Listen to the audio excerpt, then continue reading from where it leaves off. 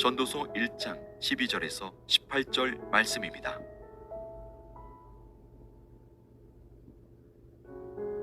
나 전도자는 예루살렘에서 이스라엘 왕이 되어 마음을 다하며 지혜를 써서 하늘 아래에서 행하는 모든 일을 연구하며 살핀즉 이는 괴로운 것이니 하나님이 인생들에게 주사 수고하게 하신 것이라.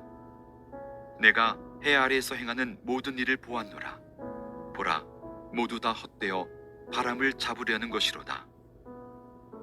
구부러진 것도 곧게 할 수 없고 모자란 것도 셀 수 없도다. 내가 내 마음속으로 말하여 이르기를 보라, 내가 크게 되고 지혜를 더 많이 얻었으므로 나보다 먼저 예루살렘에 있던 모든 사람들보다 낫다 하였나니 내 마음이 지혜와 지식을 많이 만나 보았음이로다.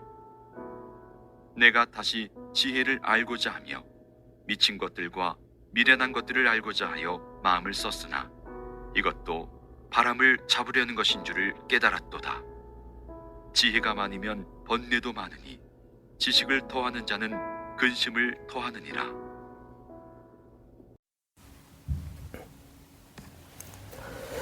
책을 구입하실 때 요즘에 서점에를 사람들이 잘 안 가는데 서점에 가가지고 책을 구입하실 때 무엇을 보십니까? 표지 보시겠죠. 표지. 그래서 한국 책들이 요즘에도 그래도 잘 팔리는 게 미국 책들은 잘 안 팔리는데 한국 책들이 잘 팔리는 게 표지를 그렇게 잘 만들어요. 근데 표지에 보게 되면 제목이 있습니다. 사람들이 제목을 보면서 책을 많이 사게 되는데요. 제목이 좋아야 이제 사람의 눈길을 끄습니다. 이 책이 내가 읽고 싶은 책인가 아닌가 제목을 보면서 많은 사람들이 결정을 합니다. 그래서 제목이 참 중요해요. 그 다음에 중요한 것이 누구냐면 이 책을 누가 썼는가 사람들이 많이 봅니다. 전문 도서일수록 그 사람에 대한 배경, 학력, 모르는 걸 다 보죠. 이 사람이 이런 책을 쓸 수 있는 능력이 되는 사람인가 보고자 그렇게들 많이 합니다. 만약 누가 지혜에 관한 책을 쓴다면은 가만히 생각해 봅니다. 솔로몬보다 더 전문가가 또 있을까 하는 생각이 듭니다. 그도 그럴 것이 솔로몬은 지혜를 특별한 은사로 받았던 사람이에요. 하나님으로부터 지혜를 받았으니 기억하시죠? 하나님께서 오셔가지고 네가 원하는 것이 뭐냐 했더니 지혜요 해가지고 지혜를 받은 사람이에요. 그러니 이 사람이 남달리 지혜가 뛰어났었고 누구보다 지혜로웠던 사람입니다. 그래가지고 솔로몬이 그 지혜, 하나님으로부터 받은 지혜를 증명을 하죠. 유명한 그 이야기가 있습니다. 두 창녀의 아이 이야기. 내용은 지금 말씀을 안 드리겠지만은 그 아이의 대한 그 판결, 그 판결을 보면서 지혜로운 사람이구나. 하나님으로부터 받은 지혜를 가져서 지혜로운 사람이구나 하는 것을 우리가 알 수가 있습니다. 솔로몬보다 지혜에 대해서 더 좋은 전문가는 없겠다라는 생각을 합니다. 그런데 솔로몬이 이 전도서를 쓰면서 1절에 그러죠. 내가 이 책의 저자다. 그런 말을 합니다. 이거 내가 쓴 겁니다. 라고서 말을 하는데요. 그러면서 12절, 오늘 말씀 12절을 보니까 자신은 어떻게 또 설명을 하냐면은 이스라엘을 다스리는 왕이다. 라고서 말을 합니다. 나 전도자는 예루살렘에서 이스라엘 왕이 되어 내가 왕이다라는 것입니다. 왕이다라고 말을 할 때는 무엇을 의미하고 있습니까? 내가 이런 말을 할 때는 이렇게 알아듣겠지 하면서 하는 말이 무엇이겠습니까? 누가 와가지고 내가 왕이야, 내가 이런 사람이야 라고 말을 할 때는 무엇을 말을 하는 것입니까? 최고의 권력자라는 것이에요. 나같이 힘 있는 사람 더 있는가?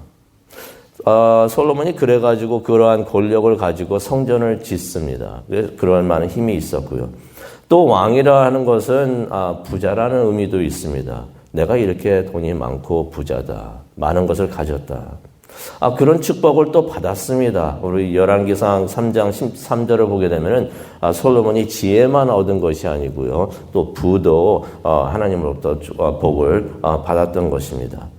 그런 솔로몬이 자신의 지혜를 다해서 지혜로운 솔로몬이 자신의 지혜를 다해서 13절을 보니까요. 온 마음과 정성을 다해서 삶의 진정한 의미와 목적을 찾았다라고 말을 합니다.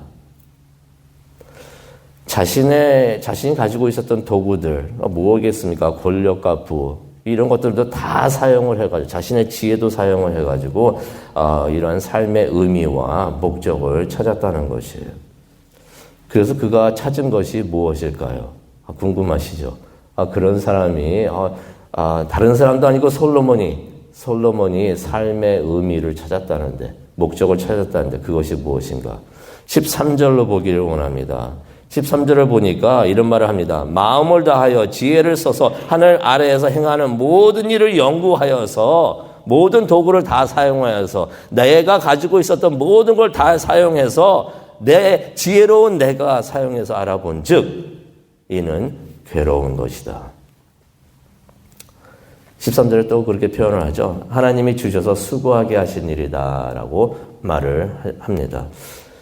삶의 의미와 목적을 찾아보니까 괴롭다는 것이에요. 이게 괴로운 것이라는 것이. 근데 가만히 보니까 이게 하나님이 그렇게 주셔서, 하나님께서 주셔서 수고하게 하신 일이다라고 말을 합니다. 이 말은 우리를 창세기로 데리고 갑니다. 아담과 하와 기억을 하시죠? 하나님의 말씀을 어깁니다. 하나님을 떠납니다. 하나님의 말씀을 어겼다는 것은 하나님의 뜻에 반하여서 하나님을 떠났다는 의미도 되는데 그러면서 죄를 지었어요. 그때 바로 우리가 그 세례교육할 때도 우리가 이야기를 했었지만은 바로 그 순간에 죄가 들어왔던 것입니다. 죄라는 것은요 무시무시합니다. 언제 내 마음속에 들어오는지, 내 삶에 들어오는지, 내 가정에 들어오는지, 내 교회에 들어오는지, 내 주위 그 커뮤니티에 들어오는지, 언제 들어오는지 아십니까? 내가 하나님의 말씀을 거역하고 하나님을 떠날 때 그 순간에 죄가 들어옵니다. 내 마음속에 죄가 언제 있는가? 하나님의 말씀이 있는데 이거 보니까 내 마음에 안 들어요. 이 말씀은 마음에 들어서 하겠는데 저 말씀은 마음에 안 들어. 그래서 내 마음대로 하겠습니다. 할 때 죄가 내 마음속에 들어옵니다. 그때부터 우리의 심령이 죄로 물들게 되고 더러워지는 것을 보게 되는데 죄를 지은 아담과 하와에게 벌이 내려집니다. 무슨 벌이 내려졌나요? 창세기 3장 16절과 17절에 나오죠. 노동의 수고, 출산의 고통. 출산이 없었던 것이 아니라 출산이 있지만 고통 없이 출산을 할 수가 있었는데 고통이 따른다는 것이에요. 일을 안 하는 것이 아니었는데 일을 하는데 이게 수고가 됩니다. 즐거움이 없어지고 피곤함이 된다. 괴로움이 된다는 것입니다. 어떤 의미가 있겠습니까? 하나님의 말씀을 어기고 죄와 함께 사는 그 삶에는, 죄에 빠져 사는 삶에는 괴로움이 있다는 것이에요. 수고가 있다는 것입니다. 그리고 죄가 있으니 죽음이 있다는 것이죠. 살아도 사는 것 같지가 않아요. 사는 게 죽은 것 같은 그런 느낌도 듭니다. 그만큼 괴롭다는 거죠. 이러한 삶의 모습을 성경에서 또 잘 나타내주는 이야기가 있는데 돌아온 탕자의 이야기입니다. 둘째 아들 잘 아시죠? 아버지를 떠나가지고 저쪽에 나가 살면은 그게 기쁨이 될 것 같아요. 그게 지혜로운 것 같아요. 그렇게 사는 것이 좋은 것 같아요. 그래서 거기를 갑니다. 아버지를 떠나서 갑니다. 아버지와 함께 갈 수는 없어요. 우리가 죄에 빠져가는데 하나님과 함께 죄에 빠져서 세상에 들어가 살겠습니다. 이거 안 돼요. 그래서 우리가 신앙생활을 하면서 양다리 걸치면서 생활을 하는 게 이게 안 됩니다. 될 것 같아도 이게 안 됩니다. 우리가 세상으로 들어간다 하면은 우리가 자신은 몰라도 하나님을 떠나고 있다는 것을 깨달아야 돼요. 둘째 아들이 아버지를 떠나가지고 자기가 가고 싶은 그 세상으로 갑니다. 그러면 삶이 즐거워지고 기쁠 줄 알았는데 결국 남은 것은 무엇입니까? 괴로움이었던 것이에요. 수고였던 것입니다. 일을 하는데 그게 완전히 죽을 맛이에요. 삶이 죽음 같았던 것이에요. 그래서 둘째 아들이 깨닫죠. 아버지 집으로 돌아가야겠구나. 무엇을 의미합니까? 회개를 의미합니다. 그래가지고 아버지 집으로 돌아가는데 평안을 찾습니다. 안식을 찾습니다. 이게 삶이구나. 이러한 삶을 살아야겠구나. 삶을 찾아서 돌아오는 것을 보게 되는데요. 솔로몬이 14절에 이런 말을 합니다. 내가 해 아래에서 행하는 모든 일을 봤는데 모든 것이 다 헛되다. 마치 바람을 잡으려는 것과 같다라는 말을 합니다. 바람 한번 잡아보신 적 있으십니까? 바람이 앞에 있는 거 압니다. 왜 압니까? 바람이 얼굴을 치니까 여기 바람이 불고 있구나 아는데 바람을 잡으려고 손으로 아무리 해보시기 바랍니다. 바람이 잡힙니까? 안 잡히죠. 그렇게 하려고 한다면은, 진정 그렇게 하려고 한다면은 좌절감을 느끼지 않을까 이렇게 생각을 해봅니다. 하나님을 떠나 사는 삶이 그렇다는 것이에요. 하나님을 떠나서 살게 되면은 남는 것은 좌절감밖에 없다는 것입니다. 또 15절을 가기를 원하는데요. 구부러진 것도 곧게 할 수가 없고 모자란 것도 셀 수가 없도다. 구부러졌다는 것이에요. 구부러진 것은 내가 지혜를 다해서 권력을 다해서 힘을 다해서 부를 다해서 이것을 피려고 하는데 이게 펴지지가 않는다는 것이에요. 왜 이게 굽어져 있을까요? 나중에 전도서 7장에도 나옵니다. 하나님이 굽힌 것은 우리가 펼 수가 없다라고 말씀을 하십니다. 믿으십니까? 하나님이 하시는 것을 내가 내 지혜로 어떻게 해보겠다. 하나님께서 막으시는 것을 내가 어떻게 해보겠다 하면서 아무리 하려고 해도 할 수가 없다는 것입니다. 구부러진 것을 펼 수가 없구나. 그래서 솔로몬이 속으로 생각을 해봅니다. 내가 16절인데요. 내가 누구보다 더 많은 지혜와 지식을 가졌는데. 네. 그 말이죠. 내가 누구보다 똑똑한데. 내가 잘났는데. 내가 아무리 못해도 저 사람보다는 지혜로운데. 17절은 뭐라고 말합니까? 그런 내가 온 마음을 다해서 내가 가지고 있는 지혜와 지식을 다해서 더 좋은 지혜와 지식을 찾았는데 결국 알게 된 것은 하나님을 떠나서 죄에 빠진 삶은 바람을 잡으려는 하는 일과 같이 괴롭고 절망적인 것이다 라고 말을 합니다. 지혜를 찾으면 좋을 것 같았는데 지혜가 있으면 번뇌만 많아진다라고서 18절에 말을 하고요. 지식이 많으면 좋을 것 같은데 근심만 늘어간다라고서 18절에 말을 합니다. 이게 솔로몬이 배우고 깨달은 삶의 의미입니다. 즉 하나님을 떠나서는 그래가지고 죄 가운데 살게 되면은 바로 이러한 괴로움의 삶을 살게 된다는 거죠. 지혜는 무엇입니까? 다른 게 아닙니다. 겸손히 하나님 앞에 나와서 하나님을 두려워하는 것. 하나님을 두려워하는 마음을 가지시기를 바랍니다. 하나님을 두려워하면요, 우리가 먼저 겸손해집니다. 내가 지혜롭다 생각했는데, 이게 아니구나. 하나님의 지혜, 하나님의 뜻이 더 중요하구나. 하나님이 굽힌 것은 필수가 없는 것이구나 하는 것을 깨닫게 됩니다. 사탄은 오늘도 우리를 유혹을 합니다. 하나님의 말씀을 어기고 세상에 들어가서 살면은 그게 더 지혜롭고 이것이 더 즐거운 것이라고 유혹을 해옵니다. 그래서 계속 우리를 찾아와서 말을 하죠. 하나님을 떠나서 성경을 떠나서 네 생각대로 해봐. 이게 지혜로운 거야 라고 많은 유혹을 합니다. 하지만 하나님과 동행하고 하나님과 함께하고 말씀에 머무르는 것이 그것이 지혜로운 줄로 믿습니다.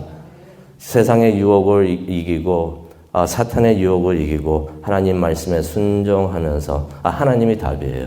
성경이 답인 줄로 믿습니다. 그 성경에 머무르는 우리 모두가 되기를 간절히 축원합니다. 말씀대로 사는 것이 지혜롭구나 하는 걸 깨닫고 말씀에 의지하면서 기도하는 것도 내 생각대로 내 마음대로 하지 마세요.